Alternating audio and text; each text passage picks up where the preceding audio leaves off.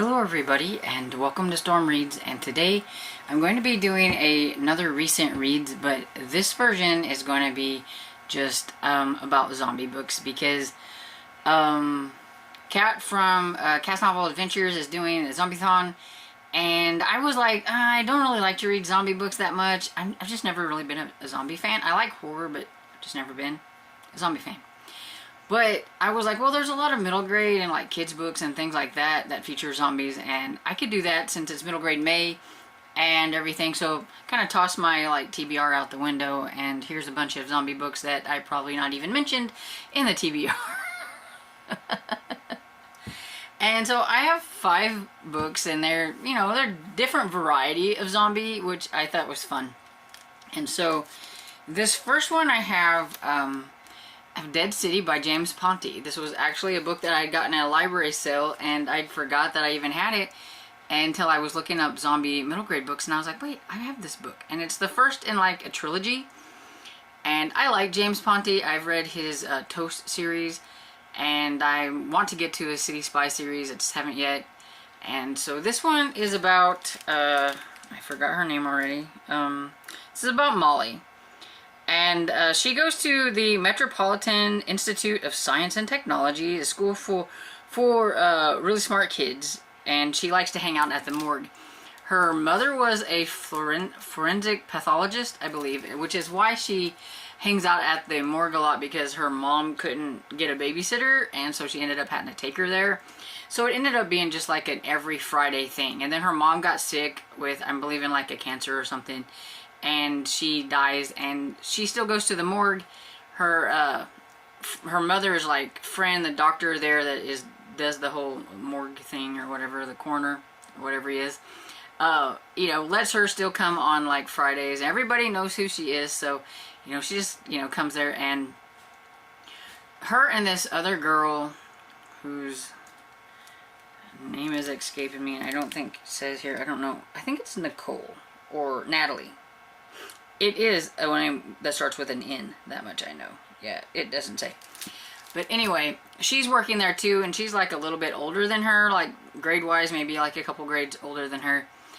And, they work out pretty good there. They've started kind of being friends just there, and everything. And then she finds out that this girl and a couple of her friends are in this thing called Omega. Is that it? Yeah, it's known as the Omegas. Yeah.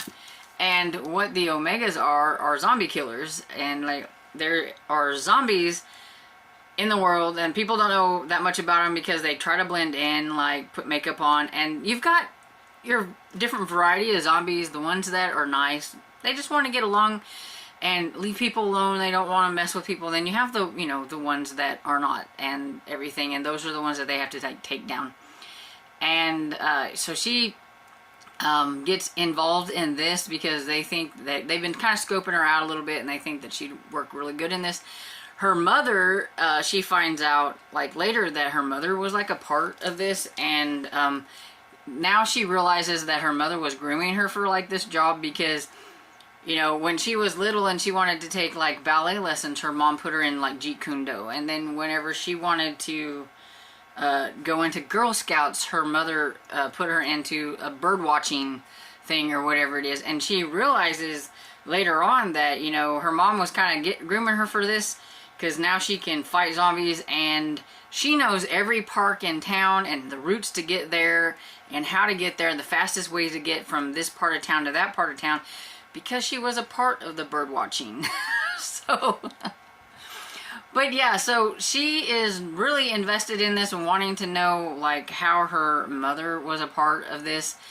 But because of that, she kind of jumps ahead a little bit and gets herself in a spot of trouble and everything. So I'm a little curious on how things are going to go with the rest of the series because of like the things that happened towards the end. But yeah, this one was pretty fun. I give it 4 stars.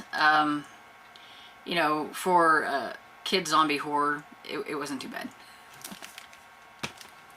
Then the next book I have is a new release. This one comes out July 11th. and it's from HarperCollins, and I got this one as an e-arc. I really like the author of this one, and so I was excited to get to this one, but I didn't quite like it as much as I was hoping. This is Haru, Zombie Dog Hero by Ellen O. Now, Ellen O is probably better known for her Spirit Hunter series around people who read middle grade. I really, really liked that trilogy. I read the whole trilogy last year, and so I was excited to get to this one. And I just think I would have liked this one a little bit more, except for the fact that I have to give trigger warnings for animal-like abuse and animal experimentation. Now, I mean, you're like, well, you know, it's a zombie dog. Of course they're going to do some kind of experiment on him. And that was fine. I just didn't want to read about it. I think that they could have bypassed that, and I would have been fine. You know, like, okay, he's in this place where they're doing experiments and he comes out a zombie. But I don't need to read about the flesh steaming things and the things popping up all over the dogs and all that stuff. I thought that was just a little too gross for middle grade. And I know as a animal lover, I don't like to read that stuff even in adult books, let alone reading it in a middle grade. So that one put this one down a little bit for me, and I give it 3 stars. But other than that, it was a really fine book. I liked it, and I really liked Luke, and I liked Haru. So Luke is an 11-year-old boy, and you get the point of view of Luke, and you get the point of view of Haru, and you get the point of view of Penelope, a cat. And so Haru, like at the very beginning, you learn all about how he was adopted by his family, and he's so happy being with his family, and he's growing up and everything, and he just really, really loves his human family. And he would do anything for his human family. And then you have there's this company, this factory or whatever that's there that you know is doing like environmental wrongs and experiments and things like that, and you know that this is a bad place. And it does have, like, starts out, there's a fire at the beginning of the book. It has to do with that.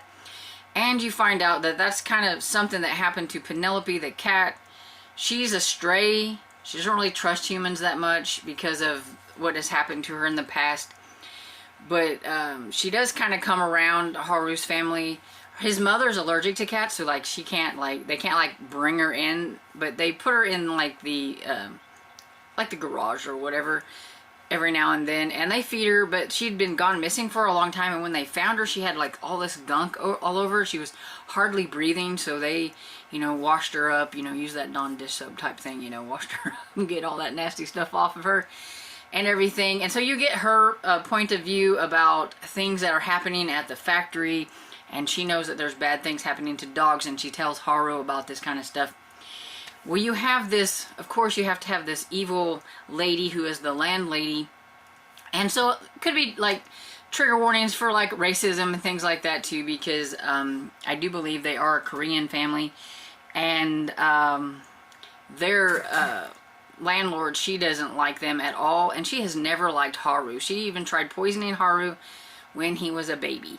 So, did not like that lady one iota. And she ends up being able to do, something happens to where she gets to have the dog taken off to like a shelter.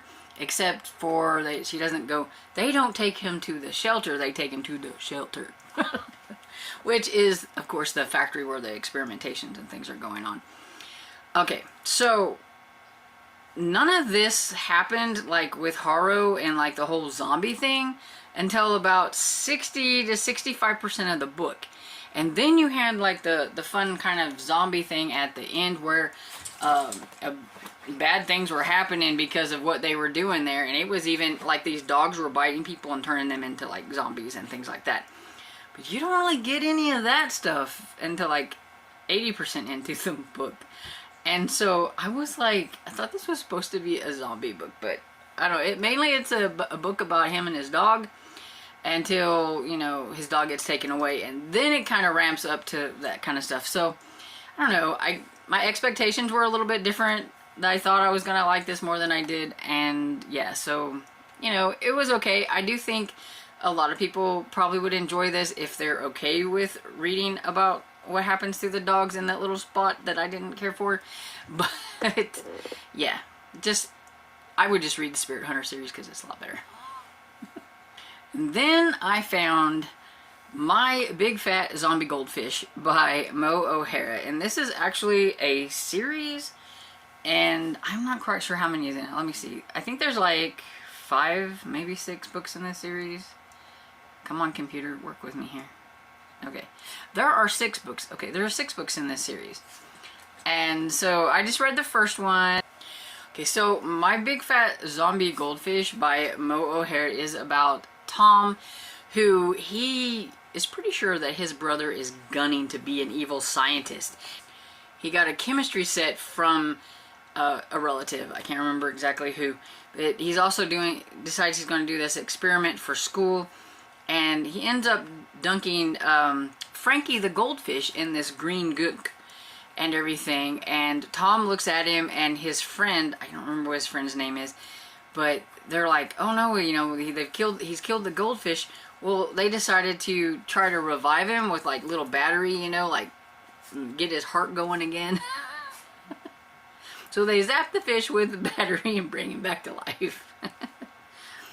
But something's wrong with Frankie. He's got these weird glowing eyes. And so Frankie is a zombie goldfish now. And he does not like Tom's brother at all. And so he is always out to try to get him and try to attack him and do all kinds of things. And it's just kind of funny because like they bring him around. They've got him in like a plastic sack with water in it. But he ends up getting out of it and going and attacking people. And he's got the zombie stare. And if he stares at you a certain way and you're looking at him, he gives you the zombie stare thing or whatever it is. And that happens to Tom's friend's little sister. And yeah, so it's just about a little adventure with Tom and the goldfish and the evil scientist brother, because his big brother and somebody else was trying to take over the school, and they learned about the zombie goldfish stare. And they thought, because if he gives you the stare, whatever you tell it to do, then you have to do it, kind of thing. And so they thought they could take over the school this way, and so that we're gonna have, and Tom, of course, and his friend has to, you know, rescue Frankie and the rest of the school, and it was cute. And the first one is the only one I've read. It's 192 pages. So like I said, it was really quick. It was a lot of fun. I actually listened to it on audiobook, so it was like a super quick audio read. I don't remember if I said, but I give that one 4 stars. It was fun. And then I have Case File 13, Zombie Kid. And this is a series as well, except I'm not sure if the series involves the same kids or if it's just another case from Case File 13. And I think there's like 4 books in this series. And so, and I just happened to be that the first book in the series was Zombie Kids. So I got lucky and had the zombie book right at the beginning. And at the beginning you have kind of this, I listened to this one too, and you have like this kind of spooky voice telling you about Case File 13 and what happened to these kids and everything like that. And then you kind of have that same voice at the end telling you that there's going to be like other cases and stuff. And I'm pretty sure he's like a ghost or something like that. But you have Nick, Carter, and Angelo, and they are like best friends, and it's Halloween time. And Nick makes like the best costumes. He goes all out with his costumes, and this year he made these really cool zombie costumes. And even had like a beating heart, like if you pushed on it, like because it was made out of the balloons and stuff, that it would look like it was beating and things like that. But his parents have bad news. A relative of theirs had died. I think it was like an aunt or something like that. Somebody that he doesn't even really know has died, and they've got to go to the funeral, and it's going to happen on Halloween. And they need to go and settle the estate and all this stuff. And so he's not going to be able to go trick-or-treating with his family, with his friends, and he's like really, really upset. But while he's there in this town, he finds out a few things about her, and she was a bit of a, like in the voodoo type stuff, and he follows a cat, which he shouldn't have done, because his parents told him to be careful and to not be, you know, getting into things. Well, he follows this cat into the middle of like the woods where there's like this mausoleum thing, and he ends up getting in kind of caught in the mausoleum. And while he's there, he sees this like red stone necklace thing, and he puts it on, and the next thing you know, he is turning into a zombie because it's got like a curse, a zombie curse on there.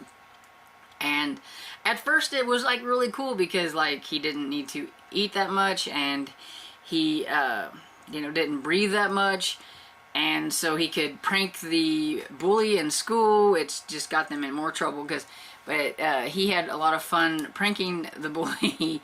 But there is a downside to being a zombie. The longer he was a zombie, though, the more he starts to decay and body parts start to fall off. So he has to try, him and his friends have to try to figure out how to get him turned back into a boy and not the zombie. Because they figured it didn't, you couldn't just take off the necklace because it was attached. Maybe if you took it off, you would still stay a zombie forever. Or there was a certain thing that if he didn't take it off and do this thing by a certain time, he would be a zombie forever. And so yeah, it's sort of a race against the clock to try to figure out what's going on, where he ends up having to kind of face the zombie king and all this kind of stuff. And it was cute. I'd give it 3.5 stars. I will check out the other ones to see what they're about and what they're like, but you know, for a fun zombie one, this one, it was a lot of fun to listen to. And my last one that I have is a picture book, actually. It's a kid's book, and it is called I Want to Eat Your Books by Karen LaFranc, I believe it is. And it's a rhyming book, so it was a lot of fun to read. I read this one on Libby. The only way I could get it was on Libby, but it was super quick because, I mean, it's a 32-page picture book, and I mean, just look at the cover. But it says, he's limping strangely down the hall with outstretched arms and a growing drawl. A zombie! And that's sort of how it went through the whole thing. It was a rhyming book, and it was just fun. But the thing is, you don't have to worry about this zombie because he doesn't want your brains. He wants your books. So be careful if you have a favorite book you don't want him to get to. You got better keep that safe, because he doesn't care what genre, whether it's nonfiction, mystery fiction, or history or fantasy. He wants to eat your books. And it had a really cute outcome to, like, where he goes from like eating your books to reading books or whatever it is. So it was cute. I think I have a picture. I'll show you a page of it so that you can kind of see the the illustrations. The illustrator is I believe Tyler Parker, and the illustrations were cute, and it was a super cute book. I would give it 3 stars. You know, it's a picture book. You know, reading a picture book after picture this. Now I'm reading picture books all the time. Before I never read a picture book, and now, you know, now they're all the time. But yeah, so that's all of the zombie books for middle grades or kids books that I have read so far this month. And if I continue to read on some more, I may do another recent reads involving all zombie books as well. And so, have you read any of these books? Do you have any zombie middle grade books to recommend? Let me know down in the comments, and I hope you enjoyed this video, and if you did, please give it a thumbs up and subscribe, and I will see you all in the next video. Bye!